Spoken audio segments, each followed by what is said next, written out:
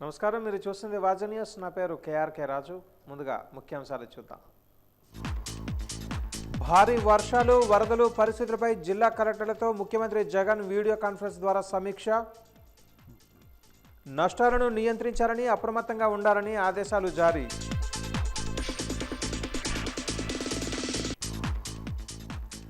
పైడితల్లమ్మ ఉత్సవాలపై అధికారులతో సమీక్షా సమావేశం నిర్వహించిన ఆర్డీఓ.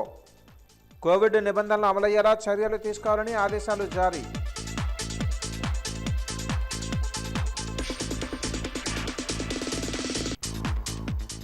ఎస్సీ ఎస్టీల సంక్షేమ పథకాలపై మరింత దృష్టి సాధించాలి.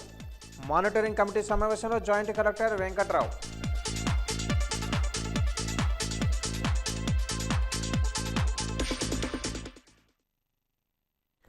వివరాలు చూద్దాం. విజయనగరం జిల్లా సాలూరు పరిధిలో ఉన్న కొండ శిఖర ప్రాంతాలలో గత 2 రోజులుగా కురిసిన వర్షానికి చెరుకుపల్లి గెడ్డ పొంగి సాలూరు లోతట్టు ప్రాంతాలైన Rama colony, official colony, RTO complex ప్రాంతాలు జలమయమయ్యాయి. బయటకు రాలేక ప్రజలు తీవ్ర ఇబ్బందులు పడుతున్నారు. సాలూరు మెయిన్ రోడ్డుపై వరద నీరు ప్రవహిస్తూ ఉండడంతో రాకపోకలకు అంతరాయం కలిగింది. లోతట్టు ప్రాంతాలలో వరద నీరు చేరి బయటకు రాలేని పరిస్థితి. మధ్యాహ్నం అకాలంగా భారీ వర్షం కురవడంతో విద్యుత్కి అంతరాయం కలిగింది. సాలూరులో అధికారుల నిర్లక్ష్యం కారణంగా ప్రతి ఏడాది ఇదే పరిస్థితి. కాలువలు వెడల్పుగా లేకపోవడంతో చెరుకుపల్లి గెడ్డ పొంగి లోతైన ప్రాంతాలు జలమయమయ్యి రోడ్డుపై నీరు ప్రవహిస్తుంది. ఇప్పటికైనా అధికారులు స్పందించి సత్వర చర్యలు తీసుకోవాలని స్థానికులు కోరుతున్నారు.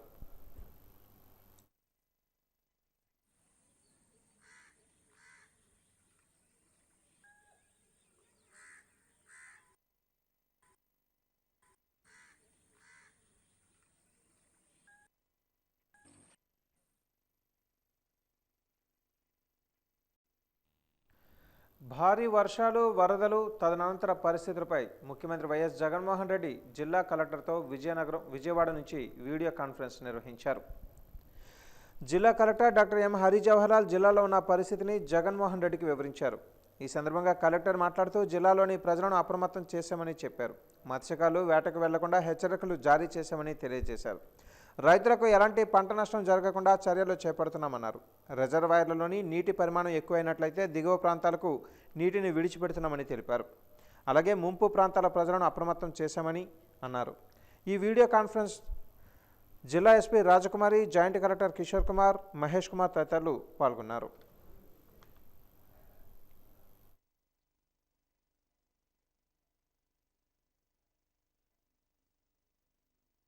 Yesterday 38.1 mm rainfall జరిగింది sir. No human loss sir, no cattle loss sir, no house damages sir. Only agriculture సంబంధించింది. That to cotton sir, 3000 hectares of cotton. ఇది మేజర్గా ఆర్బీపురం, రామభద్రాపురం ఆ ఏరియా, సాలూరు ఏరియాలో కొద్దిగా కాటన్ డ్యామేజ్ జరిగింది sir. Paddy is also around 36 hectares of ఏరియాలో paddy damage జరిగింది sir. ఒక 50 acres మేజ్ జరిగింది సార్. హార్టికల్చర్ వచ్చి 34 acres ఆఫ్ హార్టికల్చర్ డ్యామేజ్ అయింది సార్. బిసైడ్స్ దట్ సార్, మాకు R&D రోడ్స్ వరకు చూసినట్టయితే సార్, ఎండిఆర్ రోడ్స్లో టెంపరీ అసెస్మెంట్ చేశాం సార్. ఒక 52 రోడ్స్ డ్యామేజ్ అయ్యాయి sir. Around 231 kilometers. And state highway ఒక 29 రోడ్స్ డ్యామేజ్ అయినట్టుగా R&B అఫీషియల్స్ ఇచ్చారు సార్. సో టెంపరీ రిస్టోరేషన్కి వాళ్ళకి 10 crores ప్రాపర్గా ఎస్టిమేట్స్ చేయడం జరిగింది సార్. తర్వాత ట్రాన్స్కోలో సార్ ఈపీడీసీఎల్కి సంబంధించి అరౌండ్ 18 poles డ్యామేజ్ అయినట్టు ఇమ్మీడియట్గా రిప్లేస్ చేసేసాం సార్. ఎల్టీ పోల్స్ ఒక 26 రిప్లేస్ కూడా చేసేసాం sir. Not much of damage sir. Total put together ఒక 10 lakhs వర్త్ ఆఫ్ డ్యామేజ్ ఈపీడీసీఎల్లో జరిగింది సార్. పంచాయత్ రాజ్కి సంబంధించి no damage sir. Coming to irrigation sir, all tanks are full sir. Thotapalli reservoir 105 FRL ఉంటే 104.10 ఎఫ్ఆర్ఎల్కి చేరుకునింది sir నీరు. అలాగే వెంగళరాయ సాగర్ రిజర్వాయర్లో 161 ఉంటే ఇప్పటికి 160.55 చేరుకునింది సార్. అలాగే తాటిపూడి రిజర్వాయర్ కూడా 90.59 meters ఎఫ్ఆర్ఎల్స్ అయితే ఇప్పటికే సుమారు 89.58 ఫిల్అప్ అయింది sir. Peddagadda reservoir is also 213 meters FRL అయితే సార్ ఇప్పటికే 213 ఫుల్ అయిపోయింది sir. So all tanks sir, Panchayat Raj tanks అన్నీ కూడా అరౌండ్ 9,000 ట్యాంక్స్ ఉన్నాయి సార్ విజయనగరంలో. All tanks are fill with the water sir, no tank breaches sir. So this is from Vizianagaram. అధికార పార్టీలు ప్రతిపక్ష పార్టీలు హింసాత్మక ధోరణిలో నడుస్తున్నాయని ప్రగతిశీల ప్రజా సంఘాల ఐక్యవేదిక కన్వీనర్ ఆరోపించారు. ఎంఆర్ కళాశాల ప్రైవేటీకరణను వ్యతిరేకిస్తూ ప్రజా సంఘాలతో పీడీఎస్యు ఈరోజు రౌండ్ టేబుల్ సమావేశాన్ని నిర్వహించింది. ఈ సందర్భంగా ఈ రౌండ్ టేబుల్ సమావేశాలలో పలు తీర్మానాలు ఆమోదించారు. ఎంఆర్ కళాశాలను ప్రభుత్వమే నిర్వహించుకునేలా చర్యలు తీసుకోవాలని కోరారు. ఈ సందర్భంగా పీడీఎస్యు నాయకులు మాట్లాడుతూ మహారాజా విజయరామ గజపతి రాజు 3 మల్టీపర్పస్ ఉన్నత పాఠశాలలను 1857 సంవత్సరంలో స్థాపించారని, దాన్ని క్రమంగా ఫస్ట్ గ్రేడ్ కాలేజీగా 1881 సంవత్సరంలో అప్గ్రేడ్ చేశారని గుర్తు చేశారు. 1974 సంవత్సరంలో దీనిని 3 హై స్కూల్స్గా విభజించారని, 2400 మంది విద్యార్థులు చదువుకునేవారని అన్నారు. పివిజి రాజు 1958 సంవత్సరంలో మాన్సాస్ను స్థాపించారని అన్నారు. ఈ ట్రస్ట్ ఆధ్వర్యంలో 12 విద్యా సంస్థలు నడుస్తున్నాయని తెలిపారు. ఎంఆర్ కళాశాలను ప్రభుత్వమే నిర్వహించేలా చర్యలు తీసుకోవాలని డిమాండ్ చేశారు.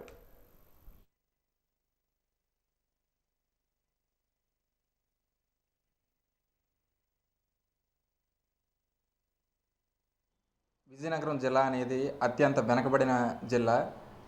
ఈ వెనుకబడిన జిల్లాలోని విద్యార్థులకి ఒక ఆస్కారంగా ఉన్నటువంటి కళాశాల ఎంఆర్ కళాశాల.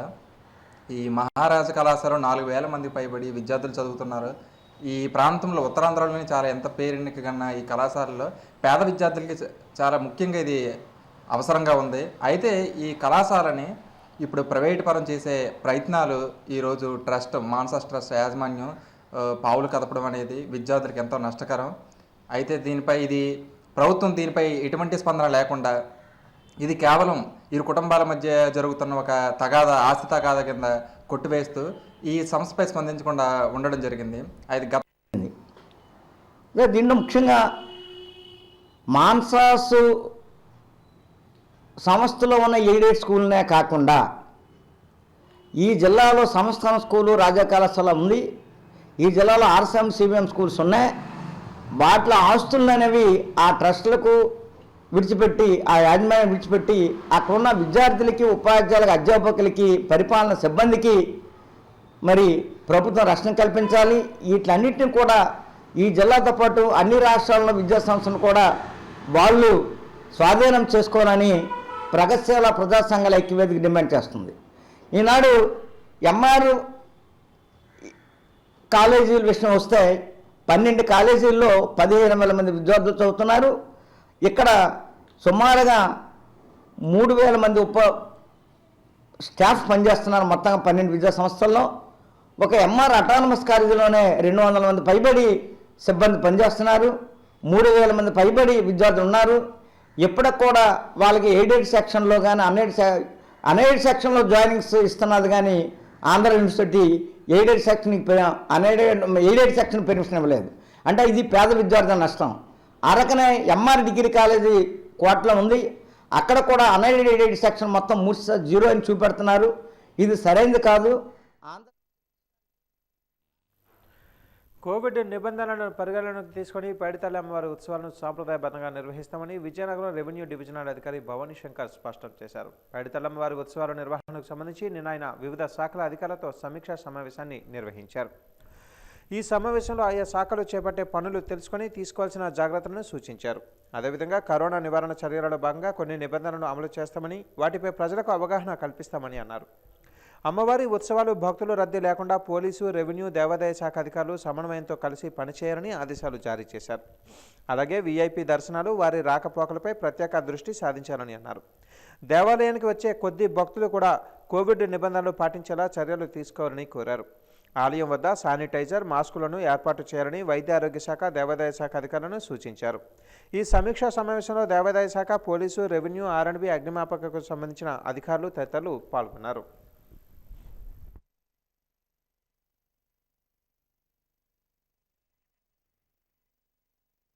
మహమ్మారి విజృంభిస్తున్న కారణంగా తీసుకోవాల్సినటువంటి చర్యలు ఏంటి మొత్తం కూడా డిస్కస్ చేయడం జరిగింది. దీనిలో భాగంగా ఈరోజు మన ఆర్డీఓ ఆఫీస్లో అన్ని లైన్ డిపార్ట్మెంట్ని పిలిపించి వాళ్ళకి ఎస్ఓపి స్టాండర్డ్ ఆపరేటింగ్ ప్రొసీజర్ ఏంటి, వాళ్ళ డిపార్ట్మెంట్ తరపున కోవిడ్కి సంబంధించి వాళ్ళు ఏ చర్యలు సిఫార్సు చేస్తారో కనుక్కోవడం జరిగింది. అదంతా కూడా ఒక ఎస్ఓపిని తయారు చేశాము. తయారు చేసి కలెక్టర్ గారి యొక్క దృష్టిలో పెడుతున్నాము. పెట్టి వన్స్ అప్రూవల్ తీసుకున్న తర్వాత దాన్ని మేము మీడియాలో వైడ్ పబ్లిసిటీ ఇస్తాం. దీనికి సంబంధించి గత అనుభవాల నేపథ్యంలో పోలీస్ డిపార్ట్మెంట్ వారు కొన్ని అమూల్యమైన సూచనలు చేశారు. సో దానిలో భాగంగా ఏ జంక్షన్స్లో మనము ట్రిపుల్ బ్యారికేడింగ్ పెట్టాలి, డబుల్ బ్యారికేడింగ్ పెట్టాలి, సింగిల్ బ్యారికేడింగ్ పెట్టాలి, మరియు పీపుల్ని ఎలా రిస్ట్రిక్ట్ చేయాలి. At the same time Hukumpeta నుంచి మనకి సిరిమాన్ తీసుకొచ్చే రోజు రద్దీ ఎక్కువగా ఉన్న కారణంగా ఆ రోజు పోలీస్ వారి యొక్క సూచనల మేరకు ప్రజానికానికి ముందే కొన్ని ముఖ్యమైన సూచనలు చేస్తాము. అక్కడ ఒక ట్రిపుల్ బ్యారికేడింగ్ పెట్టమని వాళ్ళు సూచించడం జరిగింది. దానికి అనుగుణంగా మేము కూడా ఇది గౌరవ కలెక్టర్ గారి తీసుకోవడం జరుగుతుంది.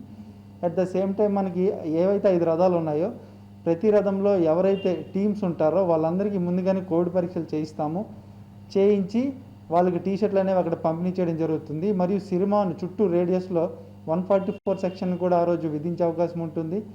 అండ్ ఏదైతే మనకి ప్రధానమైన ఆలయం ఉందో ఈ ఆలయానికి కూడా చుట్టుపక్కల 2 కిలోమీటర్ రేడియస్లో కూడా పీపుల్ రిస్ట్రిక్ట్ చేయడానికి మేము ప్లాన్స్ కూడా వేస్తూ ఉన్నాం. మరియు ఆలయం ఏదైతే ఎంట్రీ ఉందో ఎంట్రీ మరియు ఎగ్జిట్ ప్రాపర్గా ప్లాన్ చేస్తూ ఉన్నాము. ఎంట్రీ వచ్చేటప్పుడు లోపలికి వచ్చేటప్పుడు ప్రాపర్గా మాస్క్ ఉంటేనే లోపలికి అలౌ చేస్తారు with social distance. At the same time అక్కడ శానిటైజర్స్ కూడా ఉంటాయి. మరి ఎవరైతే మాస్క్ తెచ్చుకోలేదో వాళ్ళకు కూడా మాస్క్ ప్రొవైడ్ చేయమని మేము మెడికల్ అండ్ హెల్త్ టీమ్కి చెప్పడం కూడా జరిగింది. వాళ్ళు కూడా పనిలో ఉన్నారు. At the same time municipal commissioner ఏదైతే ఉన్నారో సో మొత్తం ఆలయం చుట్టూ పరిసరాల్లో మొత్తం శానిటైజేషన్ చేస్తారు. మరియు డ్రింకింగ్ వాటర్ని కూడా ప్రొవైడ్ చేస్తూ ఉంటారు. R&B డిపార్ట్మెంట్ మొత్తం బ్యారికేడింగ్ పనులు చూస్తూ ఉంటారు. At the same time police వారితో కోఆర్డినేట్ చేసుకొని ఇంపార్టెంట్ జంక్షన్స్ ఏవైతే ఉన్నాయో అక్కడ పీపుల్ రిస్ట్రిక్షన్ కోసం వాళ్ళు కూడా కోఆర్డినేట్ చేసుకొని ఒక ప్లాన్ వర్కౌట్ చేస్తూ ఉంటారు. సో ఏదైతే ఎలక్ట్రిసిటీ డిపార్ట్మెంట్ ఉందో వాళ్ళు కూడా ఆస్కా లైట్స్ అయితేనేమి మరి పవర్ కట్ కాకుండా చూడడము, సిరిమాన్ టైంలో పవర్ లైన్స్ అనేవి కట్ అవ్వకుండా చూడడం వంటి వాటితో వాళ్ళు కూడా ప్లాన్స్ కూడా వేసుకోవడం జరుగుతుంది. సో ఆల్ డిపార్ట్మెంట్స్తో ఎఫెక్టివ్ కోఆర్డినేషన్ ఈసారి మేము పండుగను సక్సెస్ చేయడానికి మేము శతవిధాలు ప్రయత్నిస్తాము. కలెక్టర్ గారి ఆధ్వర్యంలో JC2 గారు దీనికి స్పెషల్ ఆఫీసర్గా ఉన్నారు. వాళ్ళందరితో కోఆర్డినేట్ చేసుకొని ఈ ప్రోగ్రామ్ని ఇంకా సక్సెస్ఫుల్ చేయడానికి మా యొక్క కృషి అనేది. భవన నిర్మాణ కార్మికులకు పనిలేని కాలానికి 10,000 రూపాయలు చెల్లించాలని CITU జిల్లా ప్రధాన కార్యదర్శి TV రమణ, AITUC ప్రధాన కార్యదర్శి V కృష్ణంరాజు డిమాండ్ చేశారు. కేఎల్పురం NPR భవనంలో ఈరోజు కార్మిక సంఘాల నాయకులు మీడియాతో మాట్లాడారు. ఈ సందర్భంగా వారు మాట్లాడుతూ ఇసుక అందుబాటులో లేకపోవడం వల్ల కార్మికునికి పని కరువైందని అన్నారు. కొత్త ఇసుక విధానం వల్ల ఇసుక కొరత ఏర్పడిందని స్పష్టం చేశారు. గతంలో తెలుగుదేశం పార్టీ, ఇప్పుడు వైసీపీ ప్రభుత్వాలు భవన నిర్మాణ కార్మికుల బోర్డుకు సంబంధించిన నిధులను దోచుకున్నాయని, ఇప్పుడు బోర్డు నిధుల్ని తిరిగి జమ చేయాలని డిమాండ్ చేశారు. రెన్యువల్స్, రిజిస్ట్రేషన్ క్లెయిమ్స్ త్వరితగతిన పరిష్కరించాలని కోరారు. భవన నిర్మాణ కార్మికుల సమస్యలపై ఈ నెల 17వ తేదీన అమర్ భవన్లో జిల్లా సదస్సు నిర్వహించనున్నట్లుగా తెలిపారు.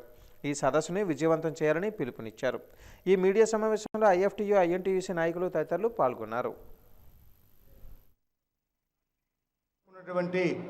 ఏదైతే సంక్షేమ మండలి సొమ్ము ఉందో ఆ సొమ్మును వెంటనే జమ చేయాలి. ఏవైతే సంక్షేమ పథకాలను ఆఫ్ చేశారో వాటిని వెంటనే అమలుపరచాలి. అలాగే కరోనా, అంతకుముందు ఇసుక కొరత కారణంగా తీవ్రంగా నష్టపోయినట్టు భవన నిర్మాణ కార్మికులందరికీ కూడా ప్రతి కుటుంబానికి, ప్రతి సభ్యుడికి కూడా 10,000 రూపాయలు తక్షణం చెల్లించాలని మేము అందరం కూడా డిమాండ్ చేస్తున్నాం. 17వ తారీఖున జరగబోయేటువంటి జిల్లా సదస్సుని జయప్రదం చేయవలసిందిగా కోరుతున్నాం. 450 కోట్ల రూపాయలు సంక్షేమాల నుంచి తీసుకెళ్ళిపోయారు. ఇటువంటి భవన నిర్మాణ కార్మిక వ్యతిరేక విధానాలను ఈరోజు జగన్ ప్రభుత్వం అవలంబిస్తూ ఉన్నది. పంజాబ్ రాష్ట్రంలో భవన నిర్మాణ కార్మికుడు 60 సంవత్సరాలు నిండితే వాళ్ళకి 3,000 రూపాయల పెన్షన్ ఉంది. అటువంటి పెన్షన్ ఇవ్వండి అని అడిగినా సరే ఇవ్వని పరిస్థితి నేడు ఉన్నది. కనుక ఈ భవన నిర్మాణ కార్మికుల సమస్యలపై జిల్లా రాష్ట్ర స్థాయి సదస్సులు కూడా జరుగుతున్నాయి. 17వ తారీఖున జిల్లా స్థాయి సదస్సు, 29వ తారీఖున విజయవాడలో రాష్ట్ర సదస్సు జరగబోతుంది.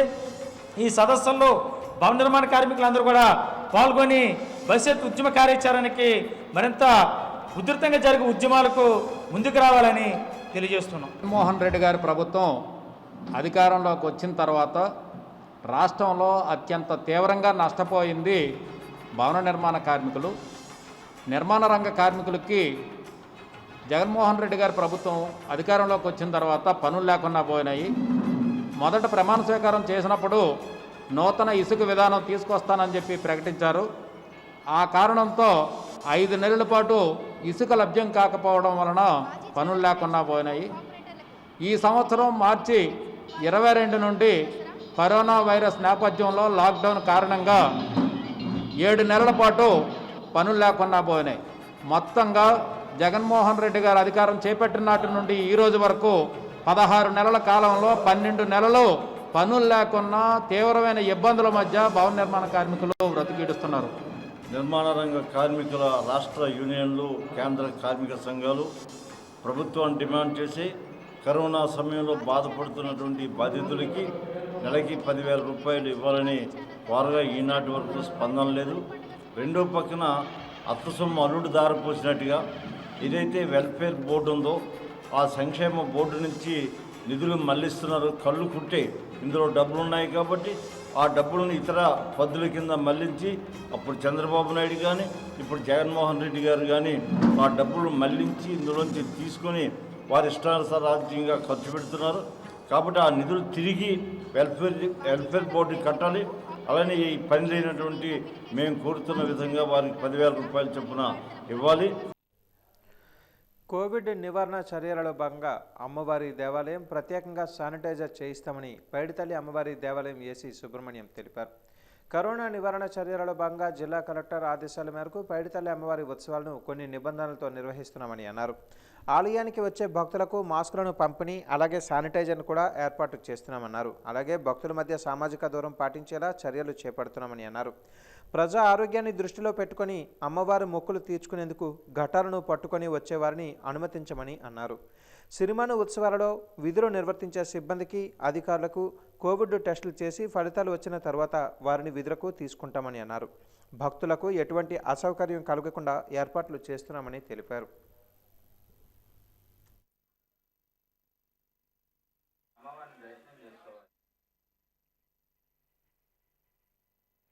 ఈ సంవత్సరం కరోనా కారణంగా సిరిమానోత్సవాలు కొంచెం కొన్ని నియమ నిబంధనలతోటి జరిపించడం జరుగుతుందండి. అయితే భక్తులకి ఎవరికి కూడా ఈ దర్శనాలకు అనేటువంటి ఇబ్బంది ఏం లేదు. కాకపోతే ఆ 26వ తారీఖుని తొలేలోత్సవం ఉన్నాడు, సిరిమానోత్సవం ఉన్నాడు. ఆ 2 రోజుల మటుకి భక్తులు దర్శనానికి వచ్చే అవకాశం లేదండి. మిగతా రోజుల్లో మటుకి వాళ్ళు చక్కగా ఈ కరోనా నిబంధనలు పాటిస్తూ, సామాజిక దూరం పాటిస్తూ, ప్రతి ఒక్కరు కూడా మాస్క్ ధరిస్తూ ఈ ఆలయంలోకి దర్శనం చేసుకోవచ్చండి. అదేవిధంగా ఘటనలు తెచ్చేవాళ్ళు కూడా ఇప్పటికే చాలామందికి తెలుసుకుని ఘటాలు ముందుగానే తీసుకొస్తున్నారు. అందుకని ప్రతి ఒక్కరు కూడా 25 లోపులోను లేదా పండుగ వెళ్ళిన తర్వాత మళ్ళీ నవంబర్ 11 దాకా మీరు ప్లాన్ చేసుకుని ప్రశాంతంగా హాయిగా ఘటాలు తీసుకొచ్చి అమ్మవారిని దర్శనం చేసుకోండి. ఆయన జాతనం ఏంటంటే 26వ తారీఖున 27వ తారీఖున మటుకి దర్శనాలు చేసుకుందామని కానీ ఇంకోటి కానీ మీరు ఏమీ ప్లాన్లు చేసుకోవద్దు.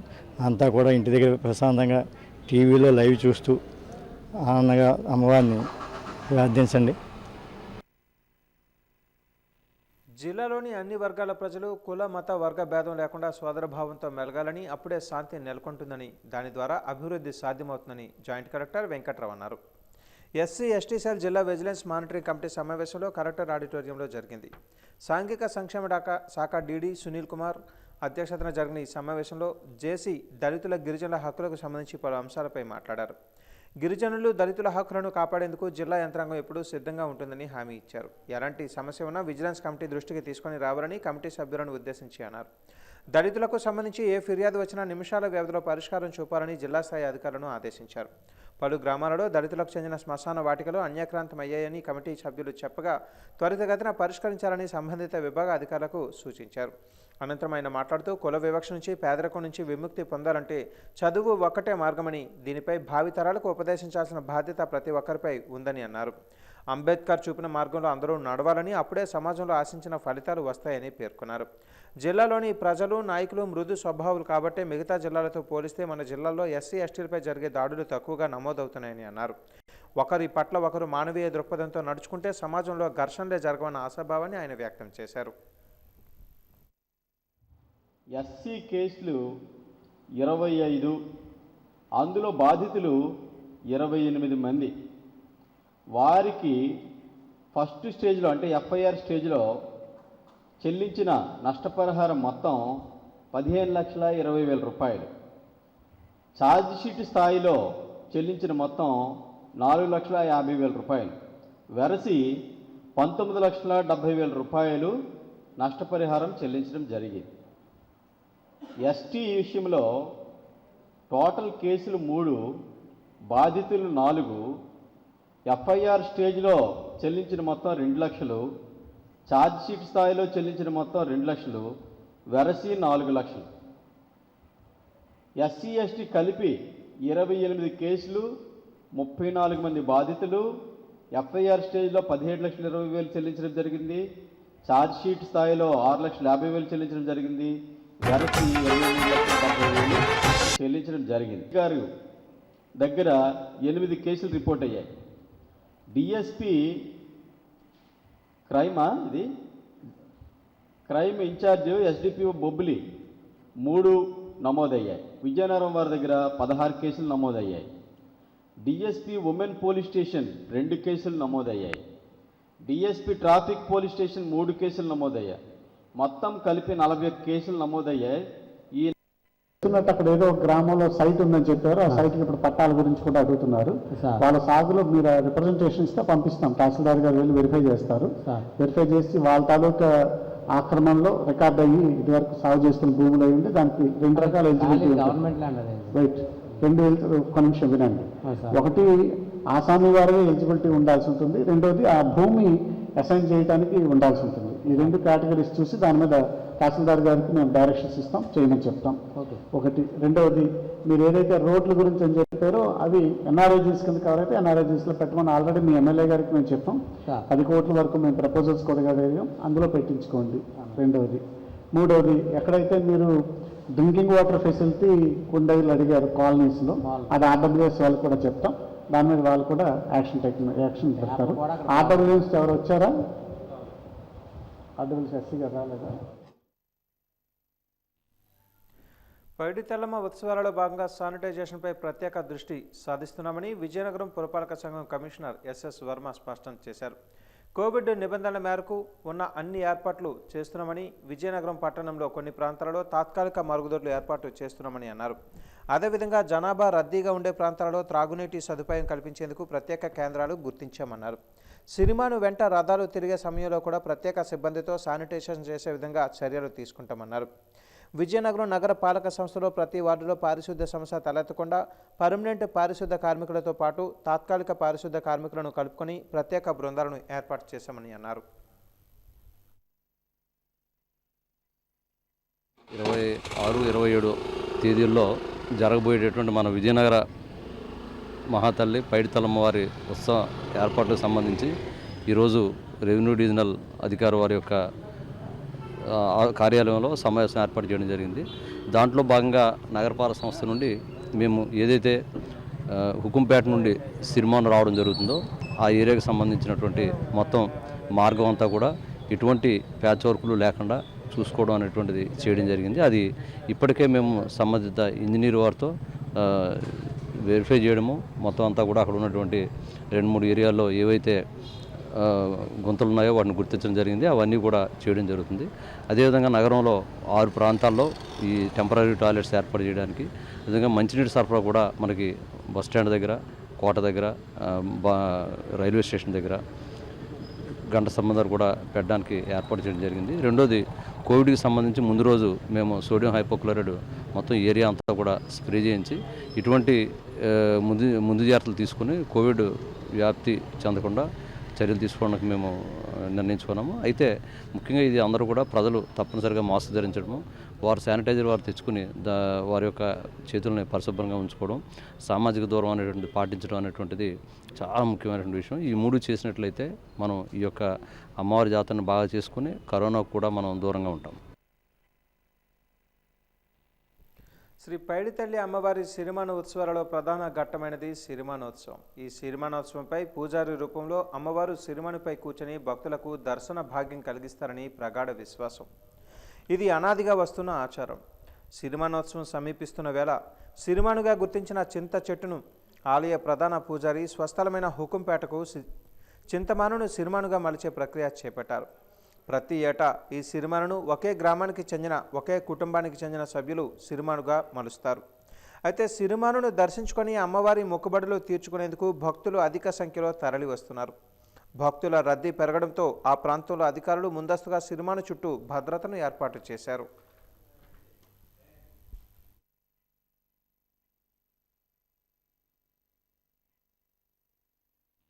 వాజీ న్యూస్ ముగించే ముందు ముఖ్యాంశాలు మరోసారి. భారీ వర్షాలు, వరదలు పరిస్థితులపై జిల్లా కలెక్టర్లతో ముఖ్యమంత్రి జగన్ వీడియో కాన్ఫరెన్స్ ద్వారా సమీక్ష. నష్టాలను నియంత్రించాలని, అప్రమత్తంగా ఉండాలని ఆదేశాలు జారీ.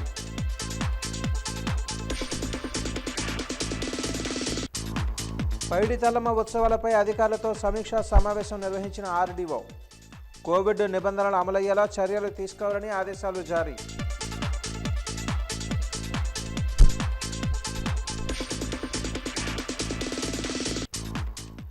ఎస్సీ ఎస్టీల సంక్షేమ పథకాలపై మరింత దృష్టి సాధించాలి.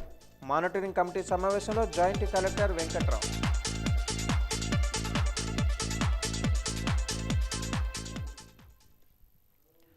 ఇవి నాటి వాజీ న్యూస్ విశేషాలు. వాజీ న్యూస్ ఇంతటితో సమాప్తం. నమస్కారం.